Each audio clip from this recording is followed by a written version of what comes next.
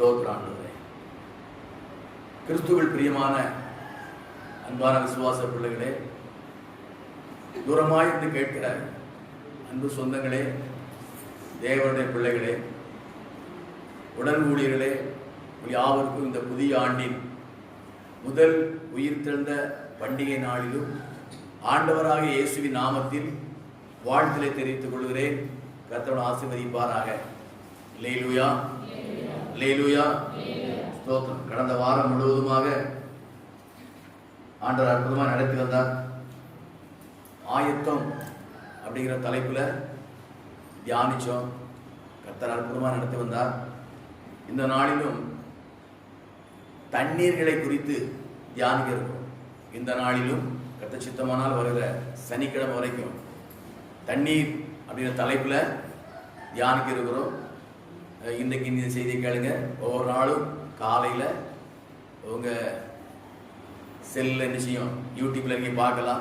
சிலருக்கு லிங்க் அனுப்புவோம், சிலர் லிங்க் வரல, லிங்க் ஓப்பன் ஆகலை அப்படின்னு சொன்னாலும் அப்படியே உட்காந்துட வேண்டாம். நீ யூடியூப்பில் போய் என்ன செய்யலாம், காலை மன்னா அப்படி போட்டால் செய்தி என்ன செய்யலாம் கேட்டுக்கலாம். ஏன்னா சிலர் சொல்லுவாங்க லிங்க் சில எனக்கு வரலையே, மறந்துட்டீங்களா அப்படிம்பாங்க. சிலர் மறந்து போயிடும், விட்டு போயிடும். அதனால் யூடியூப்பில் போனால் என்ன செய்யலாம், பார்த்துக்கலாம். இந்த ஜோம் பண்ணுங்க, எங்கள் செய்தியில் வருகிறது எல்லாம் நல்லது தான். நல்ல செய்தியில கேளுங்க. இது நல்லா இருந்தால் மற்றவர்கள் என்ன செய்யுங்க, பகிர்ந்து கொள்ளுங்க. நீங்களும் கேளுங்க, தேவ ஆசீர்வாதத்தை பெற்றுக்கொள்ளுங்கள். அல்லேலூயா. யாத்திராங்க புஸ்தகம் 17ஆம் அதிகாரம் 6ஆம் வசனத்தை வாசிக்க கேட்கும். அங்கே ஓரேபிலே நான் உனக்கு முன்பாக கன்மலையின் மேல் நிற்பேன்.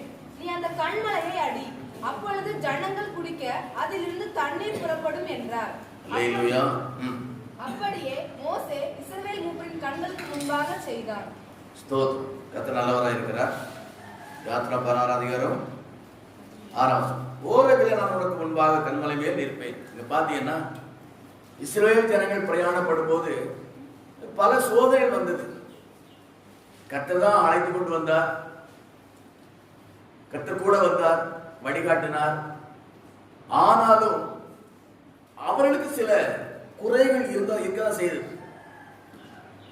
இந்த குறைகள் வரும்போது என்ன செய்ய வேண்டும் என்று அவர்கள் அறியாதபடி மாமிசத்தில் முடிவெடுத்து முறுமுறுத்தார்கள். ஆண்டவர் எவ்வளவு அற்புதம் செய்தார் என்று நன்கு அறிந்தவர்கள்.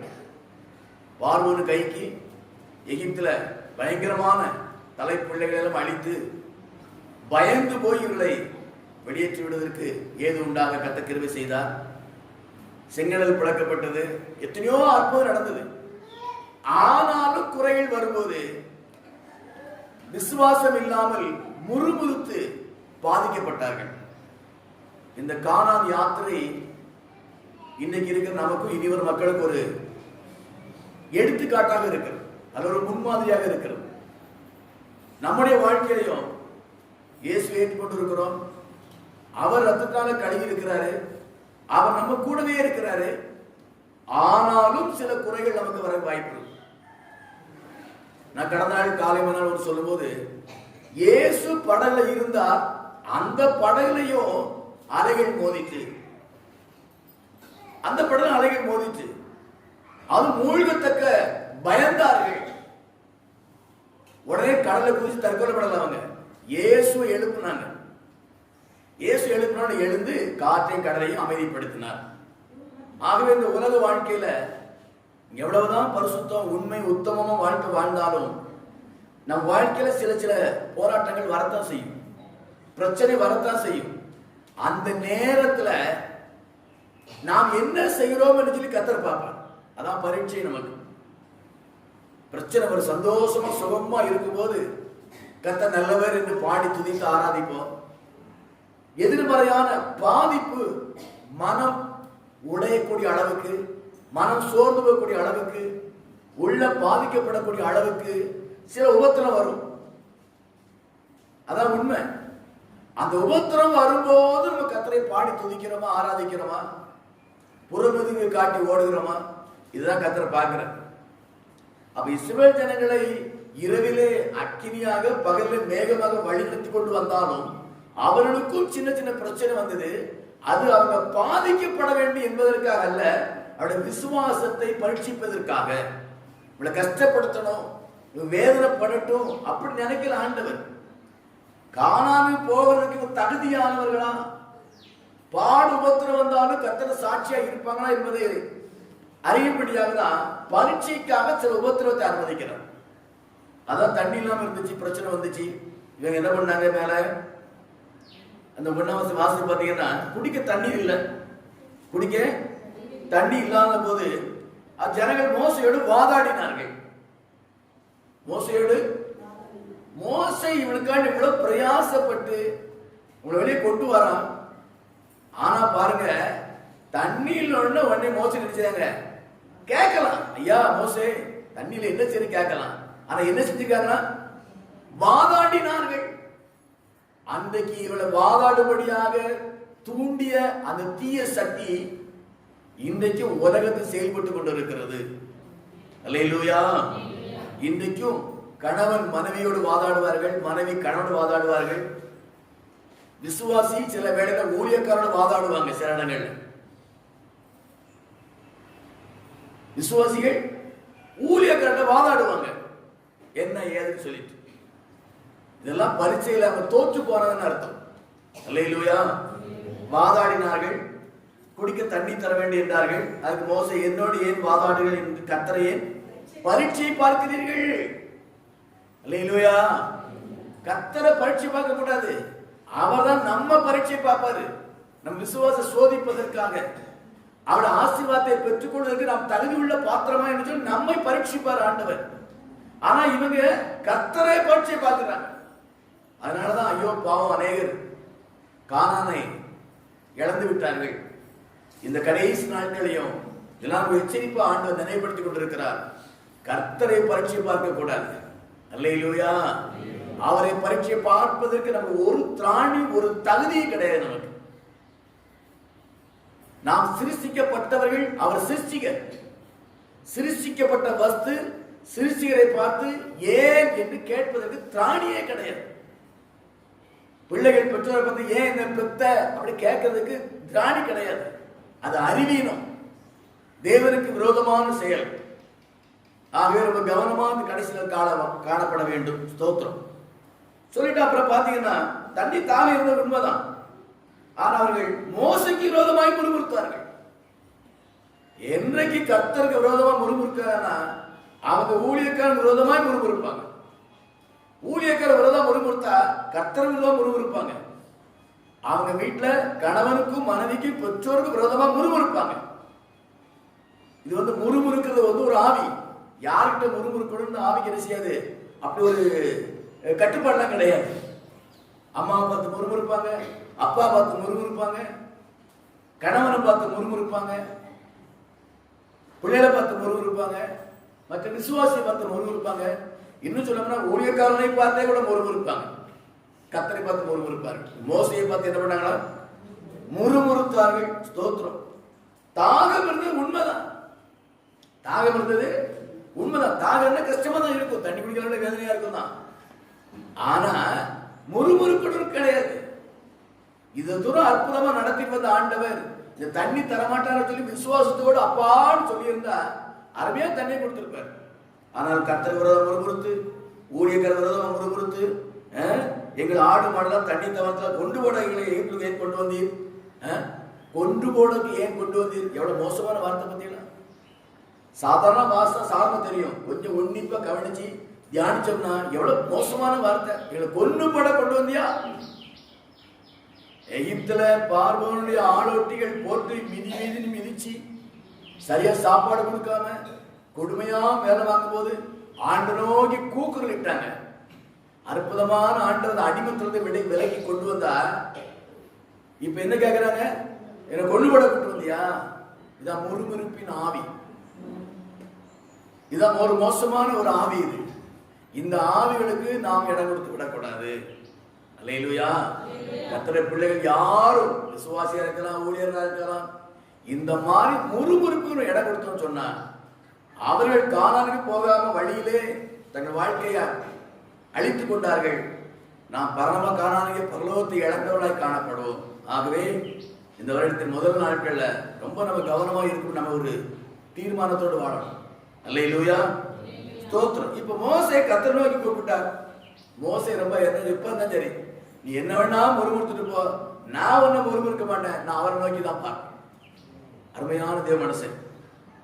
அல்ல மோசை தேவனுடைய வீட்டுக்கு எங்க உண்மை உள்ள வந்து ஆண்டு சாட்சி கொடுத்தேன். நான் உங்களை பார்த்து நல்ல விசுவாசம் சொல்லிடலாம், நீங்க என்ன பார்த்து நல்ல பாஸ் சொல்லிடலாம். இது பெரிய காரியம் கிடையாது. நல்லது கர்த்தர் சாட்சி கொடுக்கணும். என்னை பார்த்து நல்ல ஊழியக்காரன் சொல்லணும், உங்களை பார்த்து நல்ல விசுவாசம் சொல்லணும். அப்படிப்பட்ட ஒரு தரமுள்ள ஒரு வாழ்க்கையை என்ன செய்யணும், வாழ வேண்டும். மோசே கர்த்தரை கூப்பிட்டு இந்த ஜனத்தை நான் என்ன செய்வேன், இவர்கள் என் மேல் கல்லறிய பார்க்கிறார்களே. அவங்க முறுமுறுத்துருக்காங்க, கல்லெல்லாம் பறக்கிட்டாங்க. அந்த நாட்களில் பிரச்சனை வந்தா கல்லை தான் தூக்குவாங்க. பிரச்சனை வந்தா, ஏன்னா இயேசு வாழ்ந்த நாட்களே இந்த பிரச்சனை வந்துச்சு, கல்லை தூக்குறது. அன்றைக்கும் இருந்தாங்க. அவன் எப்படி இருக்கும் பாருங்க, மோசைக்கு எவ்வளவு மனசு வேதனைப்பட்டிருக்கும். எத்தனை நேரம் பார்வன்ட்ட போய் அவன் அவமானப்பட்டு திரும்ப நாட்கள் உண்டு. இந்த மக்களுக்காக, இந்த மக்களுக்கு திறப்பிற்கு ஜெபித்த நாட்கள் உண்டு.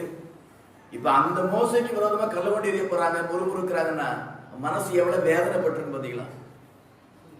அல்லேலூயா, அல்லேலூயா. நம் நிமித்தம் யாருடைய மனதும் வேதனைப்படக்கூடிய அளவுக்கு நம்ம ஒரு வாழ்க்கை வாழக்கூடாது. திரும்ப சொல்றேன், உங்க குடும்பத்துல உங்கள் நிமித்தம் இன்னொரு மனவேதனைப்படக்கூடிய அளவுக்கு வாழக்கூடாது. வாழ்வை பிள்ளைகள் ஒரு தாயும் தகப்பனும் மனவேதனைப்படக்கூடிய அளவு நீங்க வாழக்கூடாது. விசுவாசிகள் ஒரு ஊழியக்காரர் மனவேதனைப்படக்கூடிய அளவுக்கு நினைச்சுக்கூடாது, வாழாத கவனமா இருக்கணும். அல்லேலூயா, அல்லேலூயா. இது உங்களுக்கு மட்டும் இல்ல, எங்கேயோ இருக்கிற ஆட்களுக்காக நான் சொல்லிக்கிட்டு இருக்கிறேன். கர்த்தர் நல்லவர், ஸ்தோத்திரம். அப்பொழுது கர்த்தர் மோசேயை நோக்கி, இஸ்ரவேல் மூப்பரில் சிலரை உன்னோடு கூட்டிக் கொண்டு நீ நதியை அடித்த உன் கோலை உன் கையில் பிடித்துக் கொண்டு ஜனங்களை முன்னே நடந்து போ. கர்த்தர் பாருங்க, முறுமுறுக்காக அப்பா அவங்களை கைவிடல, வெறுக்கல. மோசே அன்னைக்கு இந்த செங்கடல் அடிச்ச கோலுக்கு பத்தியா, நதியை அடித்த நதி அடிக்கும் நதி ரெண்டா பிரிஞ்சு பாத்தீங்களா. அந்த கோலை எடுத்துட்டு நீ போப்பான்னு சொல்லி சாந்தமா பதில் சொல்ற ஆண்டவர். இவன் இவ்வளவு தூரம் பிரச்சனை, அவர் ரொம்ப சாந்தமா ரொம்ப சாதாரணமா கோபம் இல்லாம அருமையா அழகா சொல்லிட்டு இருக்கிறது. இன்றைக்கும் கர்த்தர் அப்படிதான் பேசிட்டு இருக்கிறார். நம்ம எவ்வளவுதான் முறுமுறுத்தாலும் குற்றப்பட குறைபடுத்தினாலும் அவர் டென்ஷன் ஆகாதபடி இப்பவும் சாந்த சொருவியாக நம்ம இடைப்பட்டு கொண்டு இருக்கிறார். அல்லேலூயா. நம்ம டென்ஷன் ஆன மாதிரி கர்த்தரும் டென்ஷன் ஆனார்னா என்ன ஆகும் நினைக்கிய? ஒரு நாசி சுவாசத்துக்கு இந்த உலகம் இருக்காது. அப்படியே நாசி சுவாசத்துக்கு இந்த உலகம் நிக்காது. இந்த சாம்பலாக்க அவரால் முடியும். ஆனால் எல்லா முறுமுறுப்பையும் கேட்டுக்கிட்டு எல்லா விதமான துணிகரமான காரியத்தை பார்த்துக்கிட்டு சாந்தமாய் அமைதியோடு கூட நமக்காக பரிந்து பேசிக்கொண்டு இன்னமும் நம்மை நேசிக்கிற இருதயத்தோடு கூட கர்த்தர் ஆயத்தமா இருக்கிறார், செயல்பட்டு கொண்டுதான் இருக்கிறார். அதனாலதான் நம்ம இன்னைக்கு நிர்மூலமாகாமல் இருக்கிறோம். அங்கே ஓரவில் நான் உனக்கு முன்பாக கர்மவில் நிற்பேன். தண்ணிக்கு நான் என்ன தெரியுமா, நான் போய் நிற்கிறேன். நான் போய் இவன் முறுமுறுக்கிறான், குறை சொல்றான், பரீட்சை பார்க்கிறான். ஆனா ஆண்டு சொல்றாரு, நான் போய் நிக்கிறப்பா, என்ன செய், நீ அந்த கர்மனை அடி. அப்படின்னா என்னது, என்னை அடி. அன்றைக்கே இயேசு அடிக்கப்பட்டிருக்கிறார், அன்றைக்கே அடிக்கப்பட்டிருக்கிறார். 2020 ஆண்டுக்கு முன்பாக ரியலா பிறந்து அடிக்கப்பட்டார். அன்றைக்கே அடிக்கப்பட்டிருக்கிறார் அவர். அற்புதமான தெய்வம். அடி. அப்பொழுது ஜனங்கள் குடிக்காத தண்ணீர் புறப்படும் என்றால் அப்படியே மோசே இஸ்ரவேல் மூப்பருக்கு முன்பாக செய்தான். அவர்கள் தண்ணி குடிச்சாங்க. அல்லேலூயா. இதெல்லாம் கொஞ்சம் ஆழமா சிந்திக்கணும். நம்ம தெய்வம் எப்படிப்பட்டவர். அவருக்கு விரோதமா பேசுறாங்க, அவரையும் குறை சொல்றாங்க, அவர்கிட்ட வாதாடுறாங்க, அவர் ஏற்படுத்தி தந்த அந்த மோசையிட்டே வாதாடுறாங்க, அவனையும் குறை சொல்றாங்க, அற்பமா பேசுறாங்க. ஆனாலும் என்னை அடின்னு சொல்லி ஒப்பு கொடுத்து அவர் தண்ணி தாகத்தை தீர்க்கிறார். இதை குறித்து நீங்க 8ஆம் புத்தகம் தெளிவாக 8ஆம் 20ஆம் கொஞ்சம் வாசிக்க வேகமா. 8ஆம் 20ஆம் 8ஆம் வசனம் முதல் கொஞ்சம் வாசிங்க. நீ கோலை எடுத்து எடுத்துக்கொண்டு நீயும் சகோதரன் ஆரோனும் சபையாரை கூடி வர செய்து அவருடைய கண்களுக்கு முன்பாக கண்மலையை பார்த்து என்ன செய்ய பேசு என்று சொன்னார்.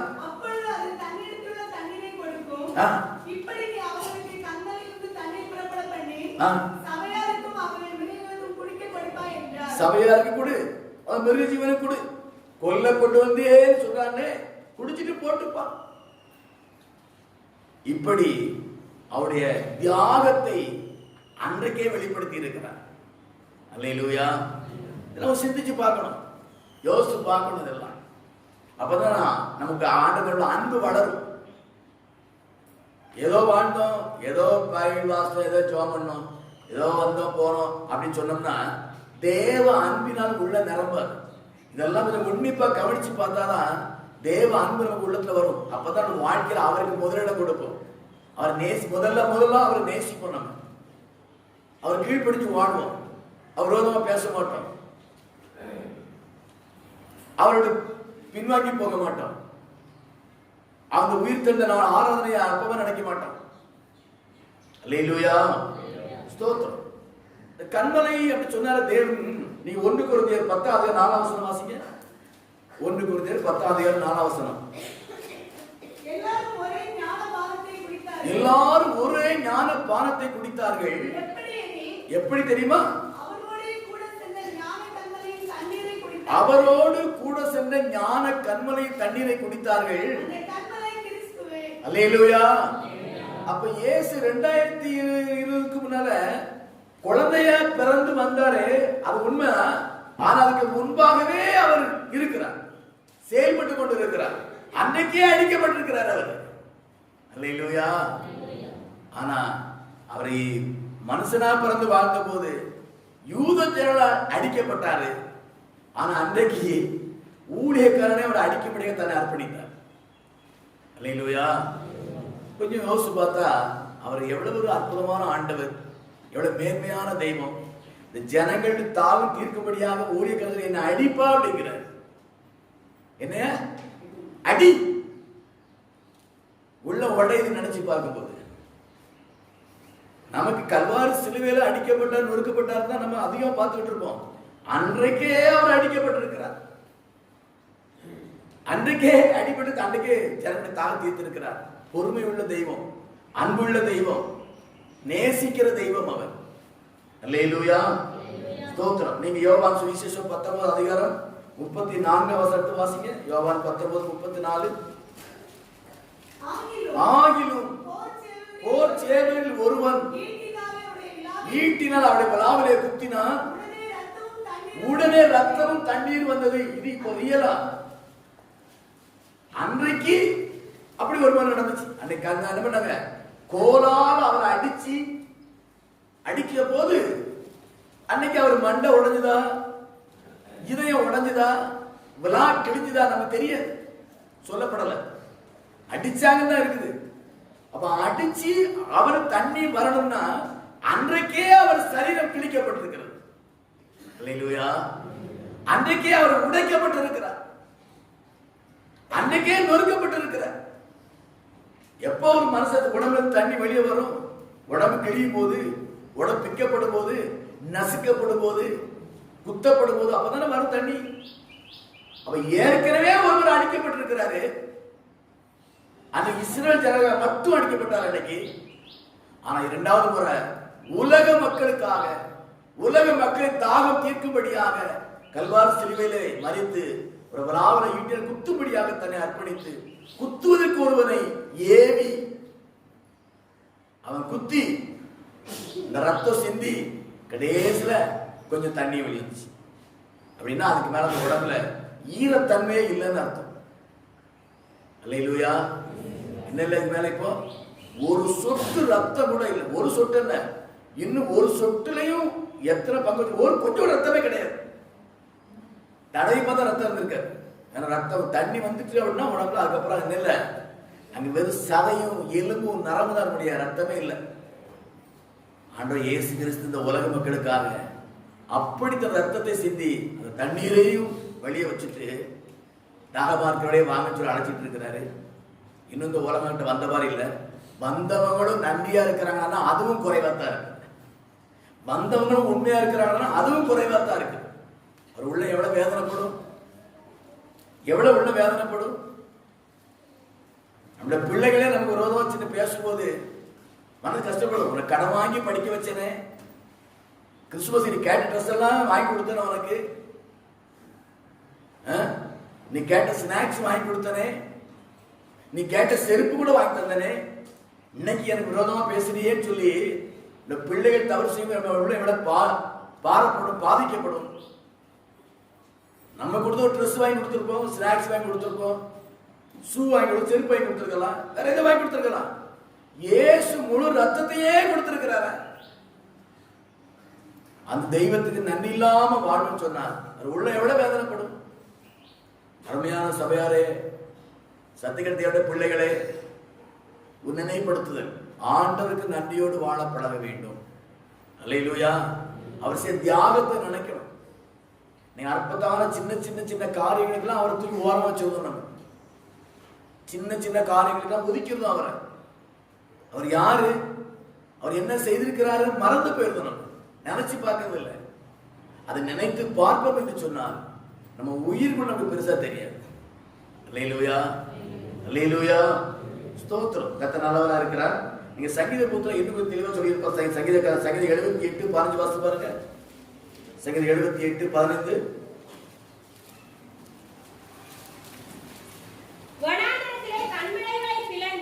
வனாந்திரத்தில் கண்மலையை பிளந்து, அதான் நம்ம சொல்ல தண்ணி வரணும் உடைக்கணும்.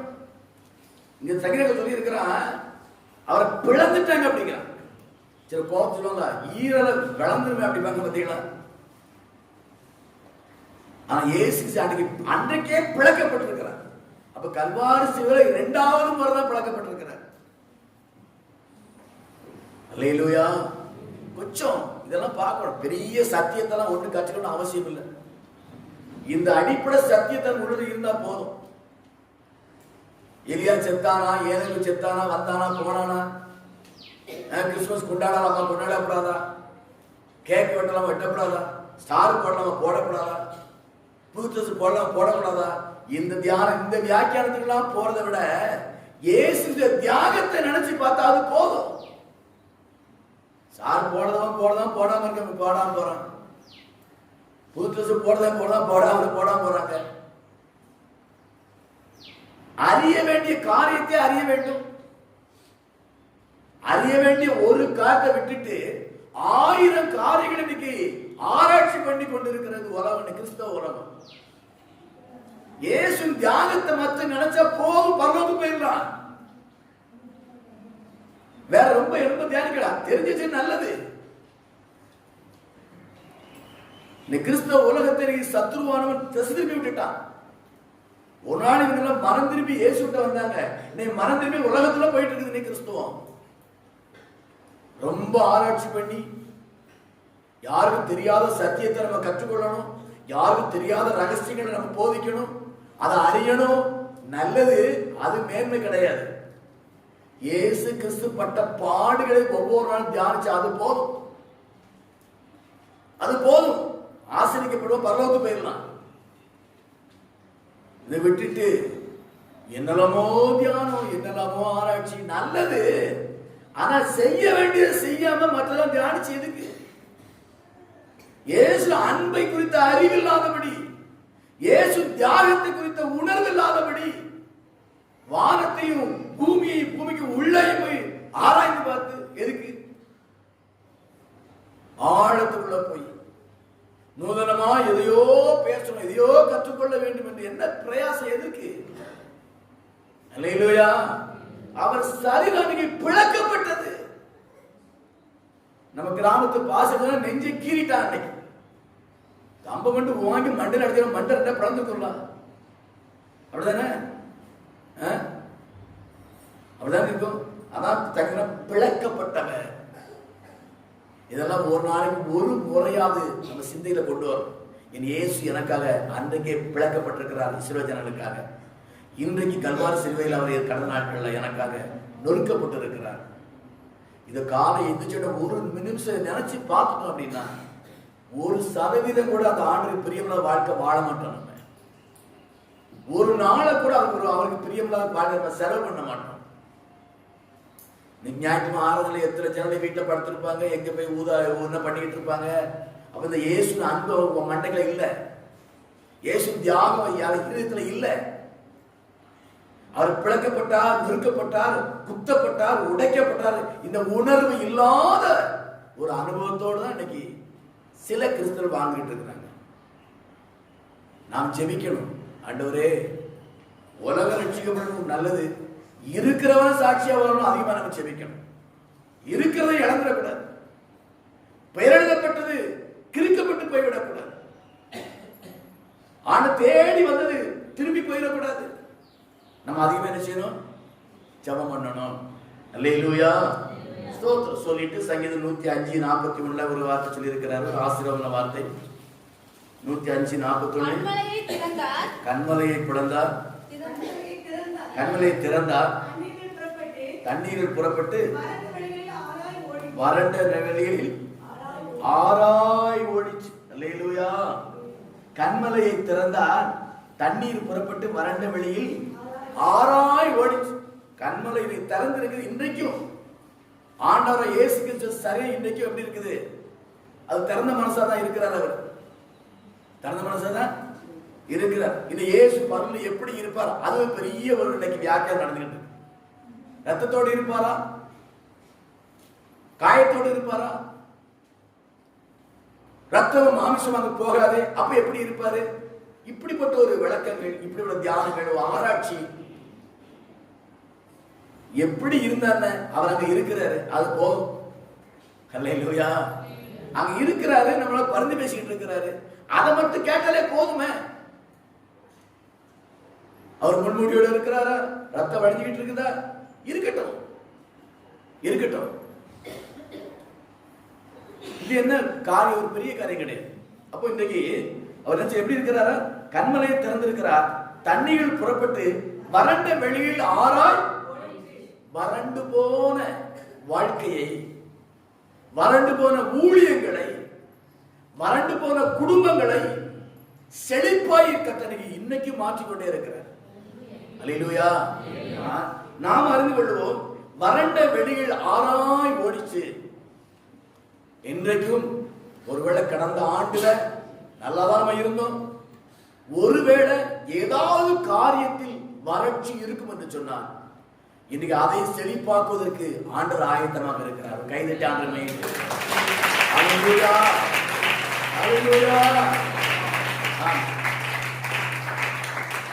முறுமுறுக்கிறவனுக்கும், குறை சொல்றவனுக்கும், குற்றப்படுத்துறவனுக்கும் அவர் ஆராய் தண்ணீர் அனுப்பிட்டே இருக்கிறார். ஆசிரிச்சுட்டு தான் இருக்கிறார். அவர் ஆசீர்வாதம் சாப்பிட்டு அவரே குறை சொல்றாங்க. ஏன்னா மற்றவங்க விரோதமான காரியம் ஒரு பெரிய காரியம் கிடையாது. ஒரு தாளத்துல கை வைக்கிறவனே தன் குதிங்காலை தூக்குவான் அப்படின்னு. யாரு? உன் தட்டுல ஒன்ன சாப்பிட்டான் பத்தியா, அவன் தான் தன் குதிங்காலை தூக்குவான் அவனுக்கு விரோதமாக. வேதம் சொல்லி இருக்கு. அது சில உண்மையாக நடக்கும். ஏன்னா அடுத்தவங்க தெரியும், இவங்க மேல காலை தூக்குறா, திடீர்னு கால் ஏதாவது வாதம் வந்துடும், ஏதோ ஆய்வு இருப்பா, அவன் முழங்கால் போட்டானா சிக்கல் ஆயின்னு சொல்லி கொஞ்சம் பயப்படுவாங்க. பயப்படாத யார் தெரியுமா? நம்ம தான். தைரியமா காலை தூக்குவாங்க. அது கத்தர் மறைச்சிடுவாரு, கத்தர் மறந்துடுவாரு, அது கத்தர் மன்னிச்சிடுவாரு சொல்லிட்டு. அல்லேலூயா. அப்படிப்பட்ட எல்லா ஜனங்களையும் இன்றைக்கு ஆண்டவர் பரிபூரணமாய் ஆசீர்வதித்துக் கொண்டிருக்கிறார். ஆசிரியர் சித்தம் கொண்டவராக இருக்கிறார், போஷிக்கிறார், காப்பாற்றிக் கொண்டுதான் இருக்கிறார். அதனால துணிகரமா நம்ம பாவத்தில் நினைக்க கூடாது. ஏன்னா இஸ்ரவேல் ஜனங்கள் வனாந்திர பாதையில போகும்போது முறுமுறுத்தவன், விக்கிரகாரக்காரன், விபச்சாரம் பண்ணவன், இவங்க எல்லாருக்குமே மன்னாவை கொடுத்தார். இவங்க எல்லாருமே அந்த கண்மலை தண்ணீர் குடிச்சாங்க. அது அவருடைய கடமை செய்த. ஆனா அவங்க கானானுக்குள்ள போகல. அல்லேலூயா. இன்னைக்கு சில என்ன நினைக்கிறாங்கன்னா, ஆண்டவர் ஆசீர்வதிக்கிறாரு, நான் முறுமுறுக்க ஆசீர்வதிக்கிறாரு, நான் ஜெபம் பண்ண மாட்டேன் ஆசீர்வதிக்கிறாரு. நான் அடிக்கடி சொல்லுவேன் இந்த வார்த்தை, ஜெபிக்காம வருகிற ஆசீர்வாதம் பிசாசுக்குரியது. ஜெபித்து ஒரு ஆசீர்வாதம் கர்த்தருக்குரியது. அல்லேலூயா. உண்மையாய் வாழ்ந்து வருகிற ஆசீர்வாதம் கர்த்தருக்குரியது. போலித்தனமான வாழ்க்கை வாழ்ந்து ஆசீர்வதிக்கப்படுறது பிசாசுக்குரியது. நம்ம அறியணும். நம்ம ஆண்டவர் உடனே தண்டிக்கிறவர் இல்ல. சில வேளை தண்டிப்பாரு, சில உணர்த்துவாரு. ஆனா நிரந்தரமான தண்டனை நியாயத்தீர்ப்பு நாளையில அது வரைக்கும் சான்ஸ் கிடைக்கும். நீ சில குற்றவாளிகளை காவல்துறையில் அந்த கோர்ட்ல கூட்டிட்டு போகும்போது பாத்தீங்கன்னா ஒரு பீடி கூட வாங்கி கொடுப்பாங்க, ஒரு சாப்பாடு வாங்கி கொடுப்பாங்க. ஆமா, சில ஆட்கள் விலங்கு குடிச்சிருப்பாங்க. இந்த காவல்துறை அந்த போலீஸ்காரங்க வாயில இந்த தீக்குச்ச பொருத்தி கொடுப்பாங்க. ஆனா ஒரு நாள் ஜட்ஜி வந்து தூக்கு தண்டனை சொல்லியாச்சுன்னா அன்றைக்கு அவருக்கு ஒண்ணு கிடைக்காது. அன்றைக்கு இந்த இதெல்லாம் கிடைக்காது. தூக்கு தண்டனை தூக்கு தண்டனைக்குரிய கைதியா இருந்தாலும் தண்டனை நிறைவேற்ற வரைக்கும் அவனையும் மனிதாபிமானத்தோடு நடத்த வேண்டும். அதான் இந்திய அரசியல் சட்டம். அவனை செய்ய வேண்டிய கடமையை செய்யணும், அவனுக்கு நேசிக்கணும், கனப்படுத்தணும் அவனை. ஆமா, ரொம்ப தயவா கூட்டு போவாங்க. நீங்க பாத்தீங்கன்னா அந்த கைதிகள் போலீஸ் நல்லா ஜாலியா பேசிட்டு இருப்பாங்க. ஏன்னா மனம் உடையக்கூடாதான், மனம் சோர்ந்து போக கூடாதான். ஆனா ஜட்ஜ்மெண்ட் கொடுக்கும் போது அவர் சாப்டர் அவ்வளவுதான் முடிஞ்சது. அதான உண்மை. இதே போலதான் ஆண்டவரும் இந்த பூமியில நரகத்துக்கு ஆயத்தமாய் ஒரு கிறிஸ்தவன் வாழ்ந்து கொண்டிருந்தாலும், நான் ஒரு உதாரணம் சொல்றேன், அப்படியா இருக்க, அவர்களையும் போஷிப்பார், அவர்களையும் காப்பாற்றுவார், அவர்களையும் நேசிப்பார், அவர்கள் தாகத்தை தீர்ப்பார், அந்த குடும்பத்தை ஆசீர்வதிப்பார். ஏன் தெரியுமா? இந்த பூமியில் அவன் பாதிக்கப்பட்டா அவன் நாம தூசிக்கப்படும். அதற்காக காப்பாற்றுவார், அதற்காக செழிப்பை கொடுப்பார், விருத்தி கொடுப்பார், நன்மைலாம் செஞ்சுக்கிட்டே இருப்பார். ஆனா நியாயத்தீர்ப்பு நாள் வரும்போது அதுக்கப்புறம் அவரை யாரும் பார்க்க மாட்டாங்கன்னா அந்த பிரச்சனைக்குரிய ஆளை. அதனால நியாயத்தீர்ப்பு நாளில் அவ்வளவுதான் கதை. தூக்கு தண்டனை கொடுத்த பிறகு அவருக்கு இப்ப வேற ஒண்ணும் தேவையில்லை. அவரு சாவம்போது காப்பா, என்னப்பா வேணுமா, அவன் என்னத்தை காப்பான் பாவம். சாவ போறங்களை என்னத்தை போய் கேட்கப்பா அப்படின்ட்டு ஒன்று சிலவன் ஏதாச்சும் கேட்பான், அப்புறம் அது முடிஞ்சு போச்சு பாருங்க. அவர்களை அதுக்கப்புறம் அவங்களுக்கு தேவைகள்லாம் ஒன்றும் கிடையாது, தேவையெல்லாம் சந்திக்க மாட்டாங்க. அதே போலதான் இஸ்ரவேல் ஜனங்களையும் ஆண்டு வழி நடத்தினார். எல்லாரையும் மன்னா கொடுத்தாரு, எல்லாரும் தண்ணி கொடுத்தாரு. ஆனா காணாமல் போகவுன்னே ஆட்கள் எல்லாம் காலி பிணமாக விழுந்து விட்டார்கள். என்ன பாஸ்டர், முதல் ஆராதனை இதுதான் நமக்கு நல்ல மருந்து. அல்லேலூயா, இதுதான் நல்ல மருந்து நமக்கு. எனக்கு இது நல்ல மருந்தா தெரியும், எனக்கு நல்ல மருந்தா தெரியுது. எனக்கு இந்த வார்த்தைகள் எனக்கு ஆசீர்வாதமா இருக்கு. இதான் நம்மளை மேன்மைப்படுத்தும், இதான் நம்மளை பாதுகாக்கும், இதான் நம்மளை சரியான பாதையில் வழி நடத்தும். எச்சரிக்கை வார்த்தை ரொம்ப அவசியம் நமக்கு. ஆகவே கர்த்தர் நம்மை இன்றைக்கு கண்மலையை திறந்து நம்மளை என்ன செய்றாரு? நம்ம வறண்ட வெளியில் ஆராய் ஓடிச்சு இன்றைக்கும் நம்மை அற்புதமா நடத்திட்டு வர்றாங்க. உங்களுக்கு ஏதாவது குறை இருக்கா? சீசர் கேட்பாரு ஒழித்து போகும்போது, உங்களுக்கு ஏதாவது குறை உண்டா? ஒரு குறைவு இல்லையா? உங்களுக்கு ஏதாவது குறை உண்டா? உங்களுக்கு சில பலவீனம் இருக்கலாம். அது நம்ம சாப்பாடு விஷம் சாப்பிடுறோம், விஷ காற்று சுவாசிக்கும். எந்த காற்று? விஷ காற்று. எல்லாரும் சுவாசிக்கிறீங்க. யார் வீட்டுல விறகு வச்சு சமையல் பண்றீங்க? கைதி காட்டுங்க. விறகு வச்சு சமையல் பண்ற ஆட்கள் ஒருத்தரும் கிடையாது, எல்லாம் கேஸ் தான். கேஸ் என்னது? விஷம். கேஸ் என்னது? ஒரு பொருள் எரியும் போது அது என்ன, அது வாட வரும் பார்த்தீங்களா? வாட வரும்ல? வருமா வராதா? வரும். கருவாடு வாங்கின ஓலையை எரிச்சோம்னா இந்த நாட்டம் வரும். அது மாதிரி ஒரு துணியை எரிச்சா அந்த துணி வாட வரும். அதே போல கேஸ் எரியும் போது அதோட விஷத்தன்மை வெளியே வரும். நீ கிச்சன்ல இருந்து அதெல்லாம் சுவாசிச்சுட்டு இருக்கிறீங்க, அப்புறம் எப்படி வியாதி வராம இருக்கும்? நம்ம சாப்பிடுற சாப்பாடு, காய்கள், பழங்கள் அத்தனை விஷம், அத்தனை விஷத்தை கலந்துதான் தர்றாங்க நமக்கு. ஆனா பலவீனம் ஒரு பெரிய காரியம் கிடையாது. ஆனா உணவுக்கோ உடைக்கோ நம்ம யாரும் கஷ்டப்படுறோமா? நம்ம கர்த்தர் போஷித்து கொண்டு இருக்கிறாரு. அல்லேலூயா. நம்மை கொண்டு அநேகர் போஷிக்கப்படுகிறார்கள். கர்த்தர் ஆசீர்வதிக்கிறார், மேன்மைப்படுத்துறாரு, செழிப்பு ஆக்குறாரு, இந்த தேவையெல்லாம் சந்திக்கிறாரு, குறைவில்லாத வாழ்க்கை வாழ வைக்கிறாரு. அதற்காக வேண்டி நாம் பாவத்தில் நிலைத்திருக்க கூடாது. அல்லேலூயா. சில வேளை நீங்க வேதம் வாசிக்கும் போது, இதுவரை செய்தி கேட்கும் போது அந்த வார்த்தை நம்மை குற்றவாளி என்று நினைவுபடுத்தும் என்று சொன்னார்.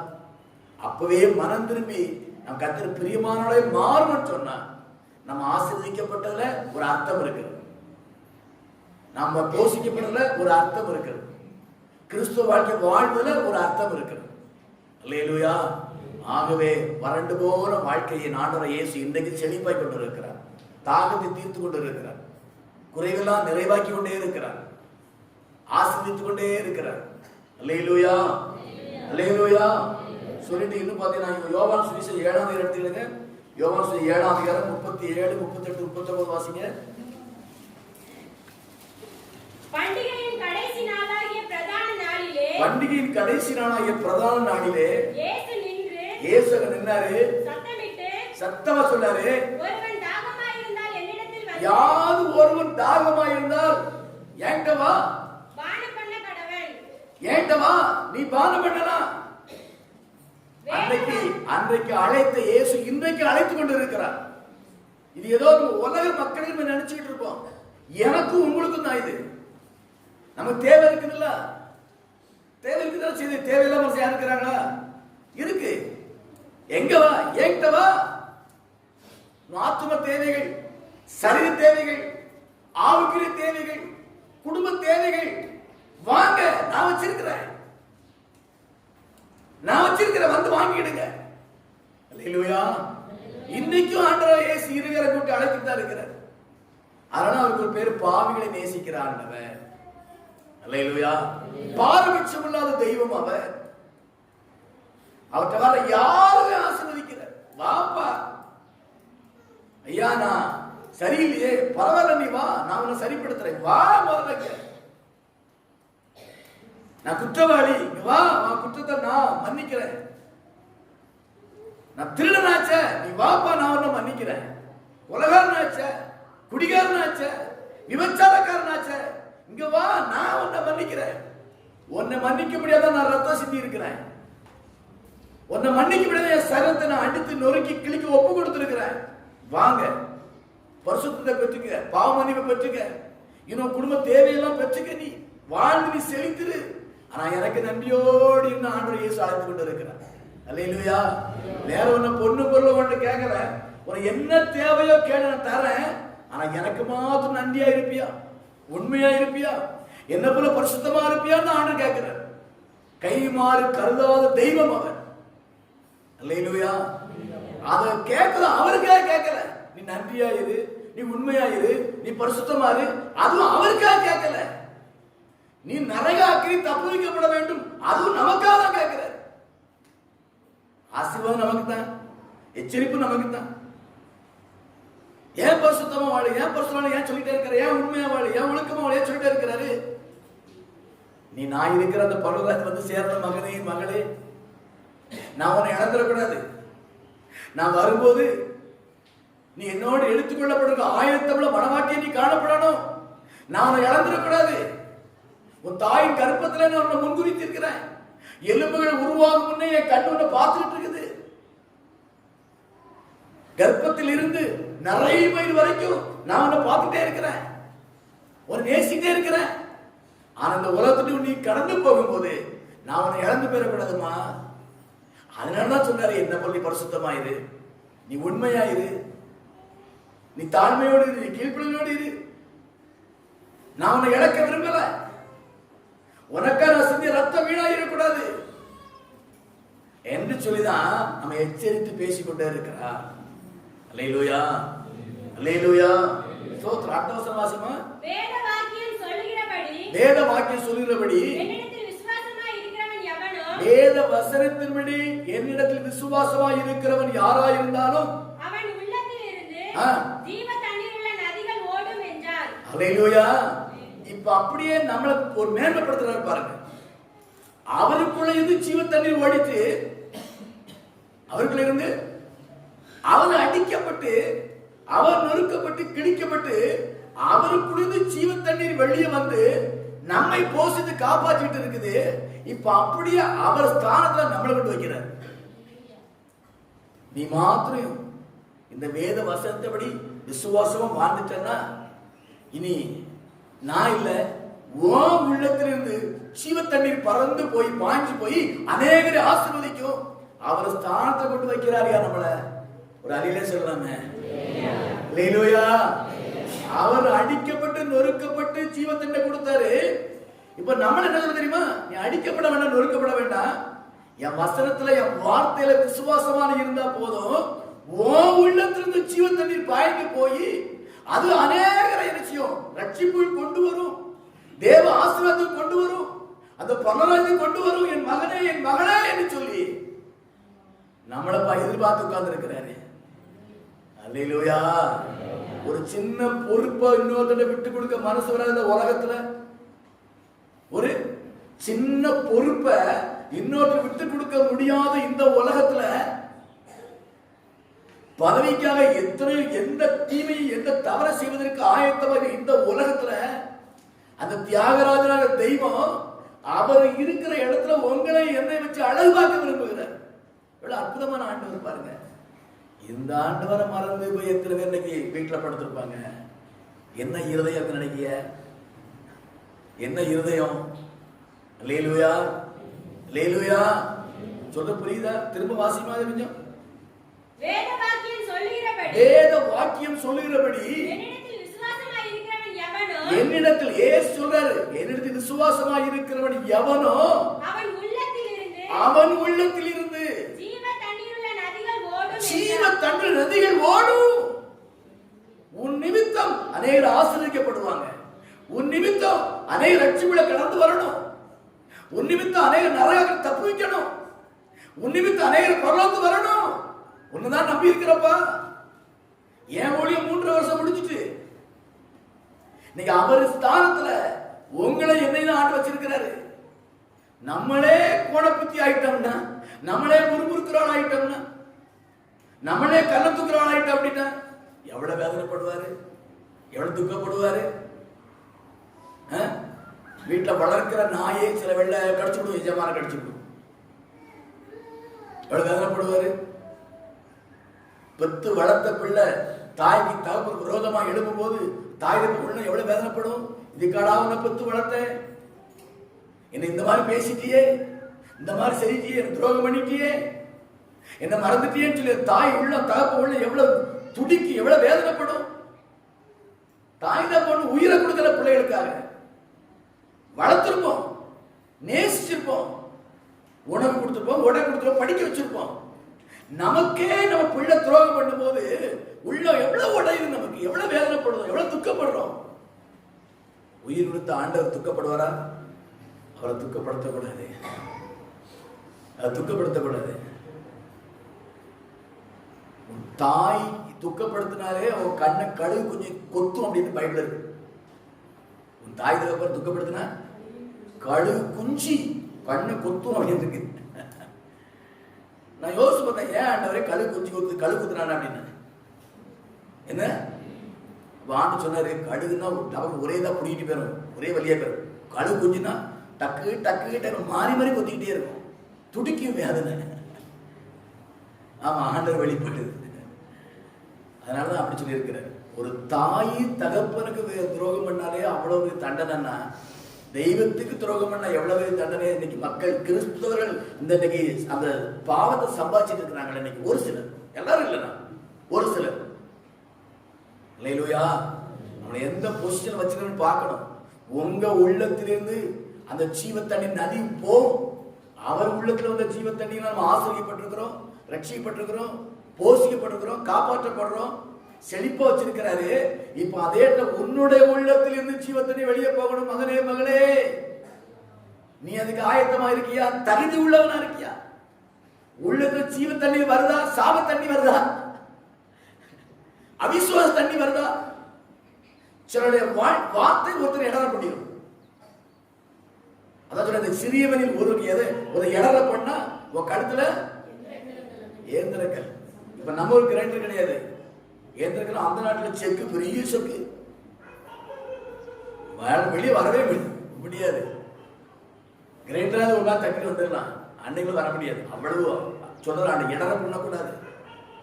உன் உள்ளத்துல ஜீவ தண்ணீர் போனோடைய உன் உள்ளத்துல அவிசுவாச வார்த்தை வரக்கூடாது, ஒரு இடறி போற வார்த்தை வரக்கூடாது, ஒரு சோர்ந்து போகிற வார்த்தை வரக்கூடாது, பின்வாங்கி போற வார்த்தை உள்ளுக்கு வரக்கூடாது. கவனமா இருக்கணும். நம்ம யாருக்கு அறியணும். அல்லேலூயா. நான் விசுவாசிக்கிற இன்னார் அறிந்திருக்கிறேன், அவரை என்ன எப்படி வைத்திருக்கிறாரோ அதையும் நம்ம அறிஞ்சிருக்கணும். கர்த்தர் எப்படி வச்சிருக்காரு, எந்த இடத்துல வச்சிருக்காரு, எந்த பொசிஷன் வச்சிருக்கிறாரு, எந்த அளவுக்கு மேன்மை வச்சிருக்கிறாரு, அந்த மேன்மை இழந்து போக கூடாது நம்ம. அல்லேலூயா. ஆனா ஆண்டவர் நம்ம இந்த பூமியில காவலாளியா வைத்திருக்கிறார், ஜாமக்காரனா வைத்திருக்கிறார். அப்படித்தான் வேதம் சொல்லுது. ஜாமக்காரன், காவலாளி. உன் இதயத்திலிருந்து ஜீவத்தண்ணி பாஞ்சி போகணும். கசந்த தண்ணி வெளியே வரக்கூடாது. உள்ள கசப்பான தண்ணி இருக்க கூடாது, இருந்தா அதான் வெளியில வரும். முறுமுறுப்பு உள்ள இருக்க கூடாது, அதான் வெளியில வரும். கோபம் உள்ள இருக்க கூடாது, அதான் வெளியில வரும். தேவ அன்பு உள்ள இருந்ததுன்னா தேவ அன்பு வெளியில வரும். இறக்கம் உள்ள இருந்தா இறக்கம் வரும். கீழ்ப்பிடுதல் உள்ள இருந்தா கீழ்ப்பிடுதல் வெளியில வரும். ஆகவே உள்ளங்களை ஜீவன் தண்ணீரால் நிரப்பப்பட்ட உள்ளத்தோடு நாம் வாழ வேண்டும். உள்ளத்துல எந்த சுபாவம் இருக்குதோ அந்த சுபாவம் தான் வெளியில வரும். அத வேதம் சொல்லி, இருதயத்தின் நிறைவினால் வாய் பேசும். அல்லேலூயா. தெரியாம பேசிட்டேன், தப்பா பேசிட்டேன், சும்மா பேசிட்டேன், அப்படிலாம் உள்ள சரக்கா தான் இருக்கு. உள்ள போட்டி இருந்தா, பொறாமை இருந்தா வார்த்தையில போட்டி பொறாமை வரும். எரிச்சல் இருந்தா எரிச்சல் வார்த்தை வெளியில வரும். கபடி இருந்தா கபடான வார்த்தை வெளியில வரும். வஞ்சகம் இருந்தா வஞ்சக வார்த்தை வெளியில வரும். குழப்பம் இருந்தா குழப்புற வார்த்தை வரும். சில குழப்பிடுவாங்க விசுவாசிகள், ஒரு ஆட்கள், சில ஆட்கள். இடம் கொடுக்காதீங்க. தேவ வசனம், பரிசுத்தர் அபிஷேகம், தேவ அன்புலாம் நிரப்பப்பட்ட இருமே காணப்பட்டு சொன்னா நீ ஏப்ப விட்டாலும் பாந்தி பண்ணா அதான் வெளியில வரும். இல்லையா? அப்படியே அப்படி இல்லையா? அதான உண்மை. உண்மை தானே. அதனாலதான் அவர்கிட்ட இருந்து ஜீவத்தண்ணீர் புறப்பட்டு அநேக தாகத்தை தீர்த்து அநேகரை போஷித்து காப்பாற்றியது போல அருமையான தேவ பிள்ளைகளே, உங்களை இன்றைக்கு அப்படிப்பட்ட ஜீவத்தண்ணீர் புறப்படுற ஊற்றாக கர்த்தர் வைத்திருக்கிறார். இது சாதாரண ஆள் இல்ல, கனத்துக்குரியவர்கள், மேன்மைக்குரியவர்கள். இயேசு கிறிஸ்து ஸ்தானத்தில் கர்த்தர் வச்சிருக்கிறார். இதை உணர்ந்தவர்களாக நன்றி நிறைந்த இருதயத்தோடு நாம் காணப்பட வேண்டும். அல்லேலூயா. அடுத்த வசனம் வாசிங்க. தம்மை விசுவாசிக்கிறவர்கள் அடைய போகிற இந்த உள்ளத்திலிருந்து ஜீவ தண்ணீர் ஓட எதை சொல்ல தெரியுமா? தம்மை விசுவாசிக்கிறவர்கள் அடைய போகிற ஆவியை குறித்து அப்படி சொல்கிறார். அல்லேலூயா. அல்லேலூயா. அவரை விசுவாசிக்கிறவர்களுக்கு பரிசுத்த ஆவியை கொடுக்கிறார். அவர் விசுவாசிக்கிறவர்களுக்கு பரிசுத்த ஆவி கொடுக்கிறார். இதை குறித்து சொல்றாரு. அப்ப இந்த இருதயம் பரிசுத்த ஆவி நிறைந்திருந்ததுன்னா உன்னை இருக்கின்ற பரிசுத்த ஆவியானவர் வெளியில போவாரு. உன் வார்த்தை மூலமாக, வாழ்க்கை மூலமாக போய் அந்த ஆண்டவர் இன்னார் என்று உலக மக்கள் அறிந்து கொள்வார்கள். அல்லேலூயா. அல்லேலூயா. உள்ளத்துல என்ன இருக்கணும்? பரிசுத்த ஆவியானவர் உள்ள இருந்தார்னா பேசும்போது இந்த பரிசுத்த ஆவியானவருக்கு ஏற்ற வார்த்தைகள் வெளிப்படும். சிரிச்சா கூட அதுல பரிசுத்தம் இருக்கும், பார்த்தாலும் அங்க பரிசுத்தம் இருக்கும், பேசினாலும் அங்க பரிசுத்தம் இருக்கும். அல்லேலூயா. இந்த பரிசுத்த ஆவியானவரால் நிரப்பப்பட்ட ஒரு வாழ்க்கை வேணும். இன்னைக்கு அது கூட ஒரு ஸ்கூல்ல பரிசுத்த ஆவி இல்ல, வேண்டாம் அப்படி மக்கள் கூட்டம் இருக்கிறாங்க. எதுக்கு? இவங்கெல்லாம் வேத வசனத்துக்கு ஜனங்களை விரோதமாய் தூண்டுகிற, நடத்துகிற பொல்லாத ஆவியை உடையவர்கள் என்று சொல்லி தைரியமா சொல்ல முடியும் வேத வசனத்தின்படி. அல்லேலூயா. அல்லேலூயா. பரிசுத்த ஆவியான உள்ள இருக்கணும்னா நம்முடைய வாழ்க்கை எவ்வளவு பரிசுத்தமா காணப்படும். பரிசுத்தம் உள்ள இருக்கணும்னா நம்முடைய சிந்தைகள் எவ்வளவு பரிசுத்தமா இருக்கணும். ரொம்ப கவனமா இருக்கணும்.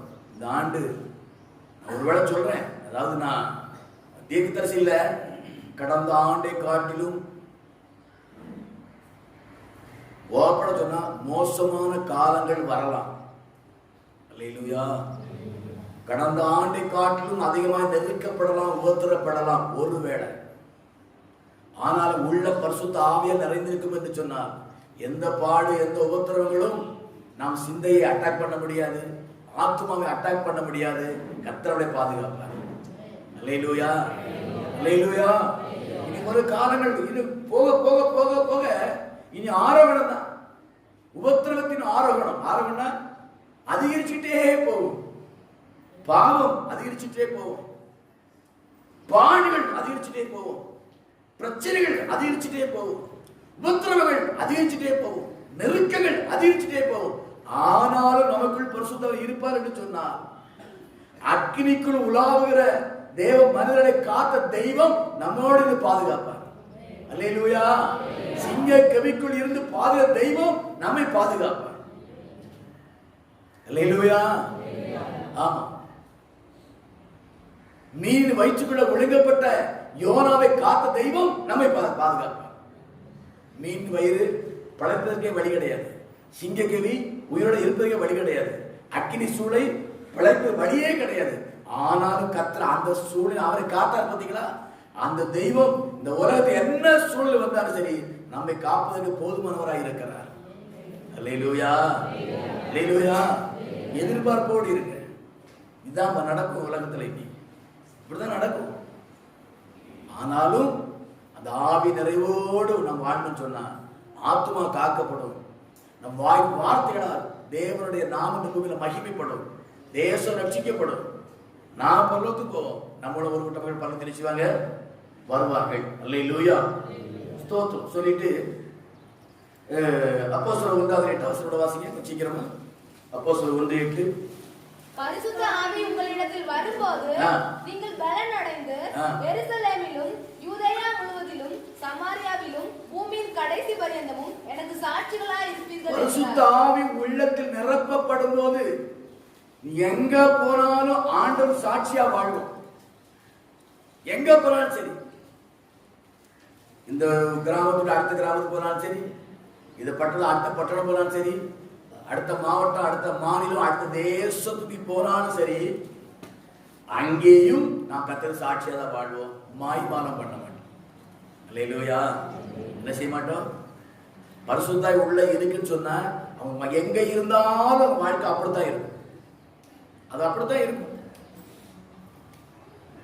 பூக்களில் மனம் இருக்குன்னு சொன்னா அந்த பூ எங்கவே இருந்தாலும் அந்த மனம் வீசிட்டு இருக்கும். இடத்தக்கபடி மனம் மாறாது. மாறுமாது? மாறாது. ஒரு வாடி போச்சுன்னா அந்த மனம் மாறும். நல்ல ஃப்ரெஷ்ஷா இருந்தா எங்க போனாலும் அந்த மனம் தான் வீசும். கல்யாணம் விட்டு போனாலும் அந்த மனம் தான் வீசும், செத்த விட்டு போனாலும் அந்த மனம் தான் வீசும். பொண்ணு மாப்பிள்ளை காலத்துல அந்த மழையை போட்டாலும் அப்படித்தான் மணக்கும், செத்தவங்களில் போட்டால் அது அப்படித்தான் மணக்கும், அரசியல்வாதி கண்டப்பட்டால் அது அப்படித்தான் மணக்கும். அது ஆளுக்கு கூட மனத்தை மாத்தாது. அல்லேலூயா. ஆமா, பெண்ணு கல்யாணம் பண்ணி மாலை போடுறாங்க, தலைவர்களுக்கு மாலை போடுறாங்க, செத்தவருக்கு மாலை போடுறாங்க, மதிப்புக்கு மரியாதைக்காக மாலை போடுறாங்க. ஆனா ஆளுக்கு தக்கபடி அந்த மாலையோட மனம் மாறுதா? மாறாது.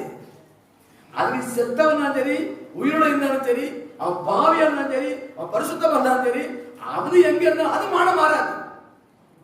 தேவனுடைய பிள்ளைகள் எங்க போனாலும் நம்முடைய மனம் மாறக்கூடாது, நம்ம பரிசுத்தம் மாறக்கூடாது, விசுவாசம் மாறக்கூடாது, அன்பு மாறக்கூடாது. அல்லேலூயா, அல்லேலூயா. தேவ ஆலயத்துக்குள்ள இருக்கும்போது எப்படி இருக்கிறோமோ இதே சுபாவம் தான் எங்க போனாலும் இருக்கணும். பரிசுத்தாவை இருந்தா அப்படி இருப்பாங்க. அப்படி இல்லைன்னு சொன்னா அது பட்சோதி மாதிரி விஷயம். அப்படி அப்படியே நிறத்தை மாத்திக்கணும். நீங்க யாரும் அப்படிப்பட்ட ஆள் கிடையாது. தெரிஞ்சு வச்சுக்கிட்டு சொல்றேன், நீங்க யாரும் அப்படிப்பட்ட ஆள் கிடையாது. நீங்க மனம் வீசுறது தான் நாங்கள் அப்படிதான் பாக்குறேன். நற்கந்தங்களாக தான் நான் பார்க்கிறேன். கர்த்தர் அப்படிதான் பார்க்கிறார். பார்க்கிற கர்த்தரை நாம் ஏமாற்றிடக்கூடாது. அல்லேலூயா, ஸ்தோத்திரம். சரி, சாட்சியா இருப்பீங்க. இன்னும் ஒரு வருஷம் வாசி. அப்போஸ்தலர் 8:4 வாசிங்க. சிதறி போனவர்கள் எங்கும் திரிந்து சுவிசேஷ வசனத்தை பிரசங்கித்தார்கள். இப்ப பாருங்க, அந்த தேவ ஆவியை பெற்றவர்கள் சிதறடிக்கப்பட்டார்கள். சிதறடிக்கப்பட்டாங்க. துண்டக்கான துணியை ஓடினாங்க. அபிஷேகம் பெற்றவர்கள், ரட்சிக்கப்பட்டவர்கள், தேவனுடைய பிள்ளைகள் ஓத்திரம் தாங்க முடியல. அங்கங்க ஓடினாங்க. எங்க ஓடினாலும் என்ன செய்யறாங்க? அவங்க சுவிசேஷ வசனத்தை பிரசங்கித்தார்கள். இதுதான் பரிசுத்த ஆவியானவரால் நிரப்பப்பட்ட மனிதனுடைய வாழ்க்கை. எங்க போனாலும் சரி, எந்த சூழ்நிலையாலும் சரி, அவங்க வாயிலிருந்து நற்செய்தி தான் வரும். அல்லேலூயா. அவங்க வாயிலிருந்து நற்செய்தி தான் வரும். அந்த பைபிள் எழுதினார போது தேவமனுஷன் யாரு? தரங்கம்பாடி வந்தார, சீகன்பா ஜெயில தூக்கி போட்டாங்க. அவரை போட்ட வெள்ளைக்காரன் தான் போட்டான். அந்த ஜெயில இருக்கும்போது கூட ஆண்டவனை கேட்டாரா, எனக்கு விடுதலை வேணும் அப்படின்னு கேட்கல, சாப்பாடு வேணும் கேட்கல. ஒரு பேனா கொஞ்சம் பேப்பர் இருந்தா நீங்க சொல்லலாம் எழுதிருந்த ஆண்டவரேன்னு சொல்லி ஏக்கத்தோட இருந்தார். நெருக்கமான சிறை, நல்ல சாப்பாடு கிடையாது, நல்ல தண்ணி கிடையாது. வெள்ளைக்காரன் ஏசில இருந்த ஆட்கள், இந்த வெயில் உஷ்ணம் மேல போட்டா அவங்களுக்கு பொக்குளம் வந்துடும். இருட்டு அறையில் அடைக்கப்பட்டிருக்கு. அப்பவும் எதை கேட்டாரா அவரு? ஒரு 4 பேப்பரும் ஒரு பேனா இருந்தா உங்களை பத்தி நிறைய எழுதுனான்னு சொல்லி அப்படி ஜாப் பண்ணிட்டாரு. அந்த சூழ்நிலை அவருக்கு வேண்டிய ஒரு நண்பன் திடீர்னு வந்து ராத்திரி போல வந்து கொஞ்சம் பேப்பர் கட்டி ஒரு பேனாவே அந்த சேனல் கம்ப்யூட்டர் போட்டு போனார். அவர் எடுத்து நிறைய ஆண்டை பத்தி எழுதியிருக்கிறார். அல்லேலூயா. பரிசுத்த ஆவி உள்ளத்தில் நிறைந்திருக்க சொன்னா, சிங்கக்கவியோ அக்கினி சூளையோ சிறைச்சாலையோ அங்க இருந்தாலும் தேவனை மகிமைப்படுத்திக் கொண்டே இருப்பார்கள். அல்லேலூயா. சிதறடிக்கப்பட்டது உண்மைதான். ஏன் கர்த்தர் காப்பாத்தலையா? சிதறடிக்கப்பட்டது நோக்கம் இருக்கிறது. இது உள்ளே உட்கார்ந்து இங்கே இருப்போம். இங்க சில சிதறடிக்கப்படணும், போகணும், வடக்கு இந்தியாவுக்கு போகணும், அங்க போய் சுவிசேஷம் அறிவிக்கணும். அறிவிக்கப்படாத மாவட்டத்துக்கு நீ போகணும். இங்கே பாடி துதித்து ஆராய்ந்து இங்கே இரு, காணிக்கல இங்கே போடு, நானே சாப்பிடுறேன். நோ, கர்த்தர் சிதற அடிச்சானா சிதறடிக்கப்படணும். எங்க போச்சாலும் போகணும், அங்கவே சுவிசேஷம் அறிவிக்கணும். அல்லேலூயா. சில வாழ்க்கை எல்லாம் வேலை பார்த்துருப்பாங்க, வேலை கை வைப்பார் ஆண்டவர். நான்லாம் வந்து காரணம் என்ன, நல்ல வேலை பார்த்துட்டு இருந்தேன். உங்களுக்கு தெரியும், 9ஆம் தேதியான சம்பளம் நான் சொல்லுவாங்க. அந்த நாட்கள்ல இல்ல கெத்தா சொல்லுவாங்க, எவன் கொண்டாட்டி எவன்கிட்ட போனாலும் சரி 9 நமக்கு சம்பளம் கிடைச்சிடும். இப்படி ஜோக்கா சொல்லுவாங்க. மழை பெஞ்சாலும் வெயில் அடிச்சாலும் 9ஆம் தேதி 10 மணிக்கு வர நம்ம பேப்பர் கவர் இருக்கும். நெருக்கடி கொடுத்துற ஆண்டவர், உபத்திரவத்தை கொடுத்தாரு. வழியே இல்லை. என்ன ஆண்டவர், என்ன வா வெளியே வந்துடுடா. பொழப்புக்கு என்ன செய்ய முடியும்? பதில் இல்லை. வெளியே வாங்கிறத அவனுடைய பொழப்புக்கு வழின்னா அதை காட்டல. ஏன்னா அவர் கூப்பிட்டு அங்க பொழப்பு இருக்கும். அல்லேலூயா. நெருக்கப்பட்டு உபத்திரப்பட்டு சிதறடிக்கப்பட்டோம். அதனால ஆலோசனை வந்து ஊழியம் பண்ணிட்டு இருக்கு. அன்னைக்கு அதிகாரிகள் நெருக்கிற அப்படின்னா அங்கேயே உட்கார்ந்துருப்பேன். 56 வயசுல உட்கார்ந்துருப்பேன். உங்களை வேற யாரும் ரட்சிக்கலாம் இல்லை, நீங்க உலக மக்களா இருக்கா தெரியாது, நமக்கு என்ன தெரியாது. நீங்க ரட்சிக்கப்பட்டிருக்கலாம் அவரோட, நாங்க இருக்க மாட்டேன். அங்கே சிதறடிக்கப்பட்டபடினால கர்த்தர் கருத்தில் பயன்பட்டுக் கொண்டிருக்கிறோம். நீங்களும் உங்களோட வாழ்க்கையில தேவனால் சிதறடிக்கப்படுகிறது சொன்னால் எங்க போனாலும் சுவிசேஷம் அறிவிக்கிறவர்களாய் சிதறடிக்கப்பட வேண்டும். அல்லேலூயா. அல்லேலூயா. அடுத்த வசனம் வாசிமா. அப்பொழுது பிலிப் என்பவன் சமாரியாவில் உள்ள ஒரு பட்டணத்திற்கு போய் அங்குள்ளவர்களுக்கு கிறிஸ்துவை குறித்து பிரசங்கித்தான். என்ன பண்ண? சிதறடிக்கப்பட்டாங்க. ஆனா அங்க என்ன பண்ணிட்டு இருக்கிறான்? புலம்பல் பாடல. ஐயோ இப்படி ஆயிப்போச்சே, என் குடும்பம், என் ஜாதி, என் ஜனம், என் சொத்து, என் வீடு எல்லாம் போயிட்டு கிடக்கிறேன்னு அழுதுட்டு இருக்கல. அங்கேயும் போய் கர்த்தரை வேலை செஞ்சுட்டு இருக்கிறான். தேவ பிள்ளைகளே, இந்த கடைசி நாட்கள்ல ஆண்டு இதுதான் உங்களை அழைக்கிறார். இப்படிதான் இங்க வாழ கர்த்தர் விரும்புகிறார். அல்லேலூயா. அல்லேலூயா. அங்குள்ள கிறிஸ்துவை குறித்து பிரசங்கித்தான். அதுக்கப்புறம் 6ஆம் வசனத்துல பிலிப்பு செய்த அதிசயங்களை ஜனங்கள் கேள்விப்பட்டு கண்டு அவனால் சொல்லப்பட்ட ஒருமனப்பட்டு கவனித்தார்கள். நீ சிதறடிக்கப்பட்டாலும் ஆத்து பாரத்தோட போவன்னு சொன்னா உங்க மூலம் அற்புதம் நடக்கும். ஜனங்களை குற்று கவனிப்பாங்க. அல்லேலூயா. இவன் தானே, இவன் தானே, இவங்க மூலம் இப்படி நடக்குதா? ஏசு சொன்னாங்களா, தச்சனுடைய குமாரனாச்சே, இவனுக்கு இந்த ஞானம் எங்கிருந்து வந்தது சொன்னாங்க. பார்த்தீங்களா? உங்களே அப்படி சொல்லக்கூடிய அளவுக்கு மேன்மைப்படுத்துவார். உங்க மூலம் அற்புதம் நடக்கும், அடையாளம் நடக்கும். பரிசுத்த ஆவியுள்ள இருந்தா போதும், பலன் அடைவோம், சாட்சியா வாழ்வோம், மனம் வீசுவோம், பயன்படுவோம். உற்று கவனிப்பாங்க. இவரா ஊரெல்லாம் சுத்திட்டு அடைஞ்சாரு ஒரு நாட்கள்ல? இவனா வாங்கின கடனை கொடுக்காம அலைஞ்சிக்கிட்டு இருந்தாலும் ஒரு நாட்கள்ல, இவனா திருடிட்டு அலைஞ்சான ஒரு நாட்கள்ல. அது ஒன்ஸ் அப்பான் ஏ டைம், அது ஒரு நாள். ரட்சிப்புக்கு முந்தைய காலம் அது. ஆவியானவர்கள் பெற்றுக்கொள்வதற்கு முந்தைய காலம் அது. வேதத்தை அறிகிற அறிவுக்கு முந்தைய காலம் அது. இன்றைய காலம் வேற. தேவன் அப்படி ஆச்சரியமாய் கர்த்தரை பயன்படுத்த சித்தம் கொண்டவராக இருக்கிறார். அல்லேலூயா. ஆச்சரியமே ஆசீர்வதிப்பு சித்தம் கொண்டவராக இருக்கிறார். ஆச்சரியமா இவங்களை பயன்படுத்த சித்தம் கொண்டவராக இருக்கிறார். ஏதோ செய்தி எப்போ செய்தி தானே, எப்போ கேட்கறது தானே அப்படி நினைக்காதீங்க. இந்த புதிய வருஷத்துல ஆண்டவர் ஒரு பிரத்யேகமாக உங்களோடு இடைப்பட்டு கொண்டு இருக்கிறார். எப்போ சொல்ற செய்தி தானே பாஸ்டர், எப்போ சொல்றதா இன்னைக்கு புதிய ருசி. அல்லேலூயா. ஆகவே அதுதான். ஆனா ருசி வேற. என்னது வேற ருசி, அதே ருசி தானே. அப்ப அதுதான். ஆனா டேஸ்ட் வேற. டேஸ்ட் வேற. அடுத்த வசனம், அநேகர் இருந்த அசுத்த ஆவிகள் மிகுந்த சத்தத்தோடு கூப்பிட்டு அவர்கிட்ட உங்க மூலம் உங்களில் இருந்து புறப்படுற ஜீவ தண்ணீரை ஆவியானவர், அந்த ஆவின் வல்லமை உங்ககிட்ட இருந்து வெளியே போகிற அந்த வல்லமை, உங்ககிட்ட இருந்து வெளிப்படுற அந்த வல்லமை, அந்த வார்த்தையை கேட்டு அநேக அசுத்த ஆவிகள் புறப்பட்டு வெளியே ஓடும். அல்லேலூயா. கொஞ்சம் கற்பனை பண்ணி பாருங்களேன்.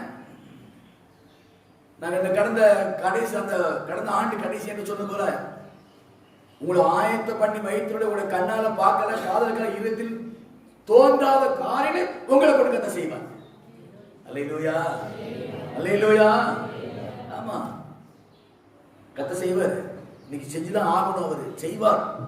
ஏன்னா விளையாட்டு முடிய போகுது. இப்போ கிரிக்கெட் விளையாட்டு செய்வது முடிய போகுது. ஃபுட்பால் விளையாட்டு முடிய போகுது. இப்ப போற கோல் என்று சொல்லி ஆண்டவரை உற்சாகப்படுத்திக்கிட்டு இருக்கிறார். இன்னைக்கு பிசாசை தோற்கடிக்கணும். பிசாசு தோற்கடிக்கப்படணும். நரகம் வெறுமையாகணும். கடைசி ஆட்டம் இது. இந்த எத்தனை நிமிஷத்துல ஆட்ட முடியும் தெரியாது. ஃபுட்பால்ல சொல்லுவாங்க லாஸ்ட் 3 நிமிட்ஸ், லாஸ்ட் 2 மினிட்ஸ் எல்லாம் சொல்லுவாங்க. கபடியில சொல்லுவாங்க, விளையாட்டுல சொல்லுவாங்க. ஆனா இதுல சொல்லவே முடியாது. எது கடைசி நிமிஷம் தெரியாது. அடுத்த செகண்ட் கடைசி நிமிஷமா இருக்கலாம். அல்லேலூயா. ஆகவே செயல்படுங்க. அடுத்த வசனம் வாசி. அநேக திமிர்வாதக்காரனும் சப்பானிகளும் குணமாக்கப்பட்டார்கள். இதை நான் இப்படி சொல்றேன். அநேக திமிர்வாதம் உள்ள கிறிஸ்தவர்கள், ஆவி இல்லாத, தேவ அன்பு இல்லாத கிறிஸ்தவர்கள் அவங்களும் உங்க மூலம் சரியாகுவாங்க. திமிர்வாதம் என்ன பெரிய ஆராதனை, என்ன பெரிய செய்தி எனக்கு தெரியாதா அப்படின்னு சிலர் அறியாமல் இருப்பாங்க. அவர்களும் உங்கள் மூலம் குணமாவார்கள். அதாவது பின்மாற்றக்காரன் மறந்திருப்பான். இளைய குமாரர்கள் உங்களிடத்தை மறந்துருவார்கள். இளைய குமாரத்தை உங்களிடத்தை மறந்துருவார்கள். ஆவியார உள்ள இருந்தா அது நடக்கும். அல்லேலூயா. அதுக்கப்புறம் நான் முடிக்கிறேன். அந்த பட்டணத்தில் மிகுந்த சந்தோஷம் உண்டாயிற்று. உபத்திரவத்தில் சிதறடிக்கப்பட்டார்கள். உபத்திரவத்துல சிதறடிக்கப்பட்டாங்க. இப்ப முடிவு என்னது? மிகுந்த சந்தோஷம். இந்த உலகத்துக்கு சந்தோஷத்தை கொடுக்கிற சுடர்களாக கர்த்தர் வைத்திருக்கிறார். இந்த உலகத்துக்கு சந்தோஷங்கள் உப்பாய் கர்த்தர் வைத்திருக்கிறார். இந்த உலகத்துக்கு சந்தோஷம் கொடுக்கிற பிரகாச விளக்காய் கர்த்தர் வைத்திருக்கிறார். சாரம் இல்லாத உப்பாய் மாறிவிடக் கூடாது. பிரகாசம் இல்லாத விளக்காய் மாறிவிடக் கூடாது. மேகத்துள் மறைந்திருக்கிற நட்சத்திரமாய் மாறிவிடக் கூடாது. No use.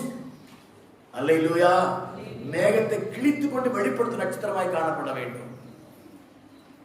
மேகத்தை கிழித்து கொண்டு இயேசு வருவார்களா? மேகத்தை கிழிச்சிட்டு வருவார்களா? மேகத்தை கிழிச்சிட்டு போனார்களா? மேகத்துல போனார்களா? அப்படி நட்சத்திரமாய் நீ காணப்பட வேண்டும். மறைந்திருக்கிற நட்சத்திரம் அல்ல, பிரகாசம் நட்சத்திரம். கட்டில கீழே வச்சிட விளக்கு இல்ல, குண்டியுமே விட்ட விளக்கு, விளக்கு தண்டியுமே விட்ட விளக்கு. நீங்க நீங்க நீங்க நீங்க சொல்லுங்க பக்கத்துல, நீங்க தான் அந்த விளக்கு, நீங்க தான் அந்த உப்பு. ஆமா. அல்லேலூயா. ஆமா. 2021 அதுதான். ஆமா. வேற ஆசீர்வாதம்ங்கிறது ரெண்டாவது, செழிப்பு ரெண்டாவது, விருத்தி ரெண்டாவது. ஆமா. மாலாவாம இருக்கிற ரெண்டாவது. இந்த வசனத்தை அர்ப்பணிங்க, எல்லாம் நடக்கும். செழிப்பு வரும், விருத்தி வரும், ஆசீர்வாதம் வரும். இது இல்லாம அது வராது. ஏமாந்துருவோம், தோற்று போயிடுவோம். அல்லேலூயா. மேற்பூச்சான ஆசீர்வாதங்கள் அதெல்லாம் வண்டி ஓடாது. மனதை குளிர பண்ணுகிற, உற்சாகப்படுத்துகிற, மாமிசத்தை உற்சாகப்படுத்துகிற அந்த வாக்குத்தெல்லாம் வண்டி ஓடாதுங்க. அல்லேலூயா. சிதறடிக்கப்பட்டாலும் சுவிசேஷ தாகத்தோடு, ஆத்ம பாரத்தோடு, பரிசுத்த ஆவி உள்ளத்தில் வெளியேற்றுகிற ஒரு மனிதனா இருப்பேன்னு சொன்னா செழிப்பு உண்டு, ஆசீர்வாதம் உண்டு, மேன்மை உண்டு, மதிப்பு உண்டு, மரியாதை உண்டு. இது இல்லாம அது வராது. அல்லேலூயா. நான் உண்டு ஏன் வேற ஒன்று இருப்பேன். என்னை ஆசீர்வதிக்கணும் அப்படின்னா கர்த்தர் ஆசீர்வதிக்க மாட்டாரு, பிசாசு வேணா ஆசீர்வதிக்கும். அல்ல உங்க திறமையை பயன்படுத்தி ஆசீர்வாதத்தை சம்பாதிச்சுக்கலாம். முடிஞ்சா வேற எல்லாம் வாழ முடிஞ்சா முடிஞ்சுக்கிடலாம். அது சாத்தியப்படாத வேத வசனத்தின்படி உங்கள் நிமித்தம் பட்டணங்கள் மகிழ போகிறது. அல்லேலூயா. கிராமங்கள் மகிழ போகிறது. அநேக குடும்பங்கள் உங்கள் நிமித்தம் மகிழ போகிறது. கர்த்தர் அதுக்கு தான் உங்களை உருவாக்கி இருக்கார். 2020 நல்லா உருவாக்குனார். காலையில செய்தியில் நிறைய உருவாக்கப்பட்டோம். இன்றைக்கு உருவாக்கி இருக்கிறார். பயன்படுவதற்கு ஆயத்தமா உள்ளவர்களா காணப்பட வேண்டும். அல்லேலூயா, அல்லேலூயா. ஸ்தோத்திரம், ஸ்தோத்திரம். அப்படியே முழங்கால் படிக்கணும்.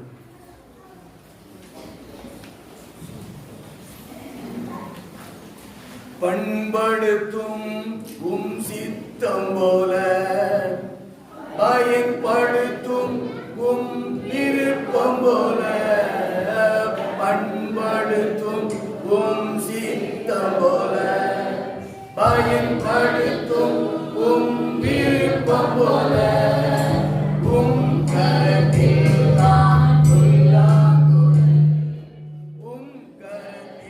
நான் புல்லாங்குழல் ஒவ்வொரு நாளும் இசைத்திடுமே, ஒவ்வொரு நாளும் இசைத்திடுமே. உமக்காகத்தானே ஐயா நான் உயிர் வாழ்கிறேன் ஐயா. உமக்காகத்தானே ஐயா நான் உயிர் வாழ்கிறேன் ஐயா. இந்த உடலும் உள்ளமெல்லாம் அந்த உமக்காகத்தானே ஐயா. இந்த உடலும் உள்ளமெல்லாம் அந்த உமக்காகத்தானே ஐயா. அன்பின் பரலோக பிதாவே, இந்த வருடத்தின் முதல் நாளிலும் இவ்வளவு நல்ல ஆலோசனைக்கு நன்றி செலுத்தணும் ஐயா. ஆண்டவரே, இஸ்ரவேல் ஜனங்கள் பிரயாணம் நாட்களில் அடித்து பிளக்கப்பட்டு தாகத்தை தீர்த்தி மறுபடியும் 2020 ஆண்டுகள் முன்பாக போய் மனிதனாய் பிறந்து என் தாகம் தீர்க்கும்படியாக நீ அடித்து நொறுக்கப்பட்டு தாகம் தீர்க்கிறவராய் இருப்பதற்காக ஸ்தோத்திரம். இப்படி வரைவரை புறமே தள்ளாதபடி தாகத்தை தீர்க்கிறவரை நன்றி செலுத்தணும் ஐயா. தாகம் தீர்க்கிற ஜீவ நதியாகிய ஆண்டவரை உமக்கு நன்றி செலுத்தணும். ஜீவ நதியை நீ புறப்பட்டு வறட்சியை செழிப்பாக மாற்றி சொன்னீரே, எங்கள் வாழ்க்கை தேசம் செழிப்பாய் மாறட்டும். ஆண்டவரே, உங்கள் உள்ளத்திலிருந்து இந்த ஜீவனை உங்கள் உள்ளத்திலிருந்து புறப்பட்டு சொல்லி சொல்லியிருக்காண்டவரே. தான் பரப்பர ஆவிகள் சொல்லப்பட்டது எதை சொல்லியிருக்காண்டவரே. பரிசுத்த ஆவியை பெற்ற பிள்ளைகள் இந்த பரிசுத்தாவின் நிறைவோடு வேத வச நிறைவோடு கூட எங்கு சென்றாலும் சாட்சியை வாழ்ந்து ஆத்ம பாரத்தோடு செயல்பட்டு தேசத்தை வரைக்கும் ஆயத்தப்படவும் தேச மகிழ்ச்சியா இருப்பதற்கும் பிள்ளை பயன்படுத்துகிறார்கள். ஆண்டவரே ஸ்தோத்திரம். இயேசுவின் நாமம் ஜெபிக்கிறேன் நல்ல பிதாவே, ஆமென். கர்த்தர் ஆசீர்வதிப்பாராக. கர்த்தர் ஸ்தோத்திரம். அப்படியே ஆரம்பித்திருப்போம்.